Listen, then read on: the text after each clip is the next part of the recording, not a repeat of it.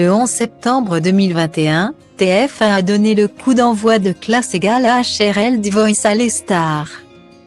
Flo Mallet, saison 1 en 2012, Anne Silla, saison 4 en 2015, ou encore Megabit 14, saison 5 en 2016, ont déjà fait le show devant les coachs Johnny Fay, Zazie, Mika, Florent Pagny et Patrick Fiori.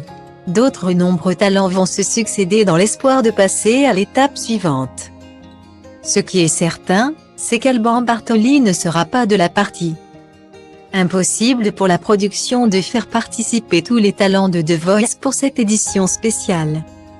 L'émission est diffusée depuis 2012, les coachs en ont donc vu défiler énormément. Il a donc fallu faire des choix et Alban n'en faisait pas partie, au grand regret de ses fans. Nombreux sont les internautes à l'avoir questionné sur le sujet sur Instagram. Le week-end dernier, il a donc expliqué en story pour quelles raisons il n'avait pas été choisi pour être candidat. Mon parcours médiatique de ces 10 dernières années ne correspond pas à l'image que The Voice souhaite véhiculer.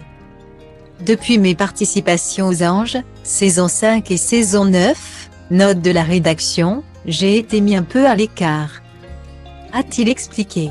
Un choix qu'il comprend parfaitement, et il n'en veut absolument pas à la production de ne pas avoir été contacté pour The Voice à les stars. Je ne regrette pas mes choix non plus. Vous êtes nombreux à sortir mon nom quand on parle de la première saison de The Voice. Je suis fier de vous avoir marqué, je suis heureux de votre soutien et je serai le premier à regarder les replays et à soutenir les copains. Quelle belle émission! Quelle belle aventure, a-t-il conclu. Des années plus tard, en décembre 2020 plus précisément, le public a pu découvrir les coulisses de sa participation dans son livre La Mélodie du Bonhomme. Florent Pagny nous a prévenu qu'il ne nous aiderait pas après l'émission.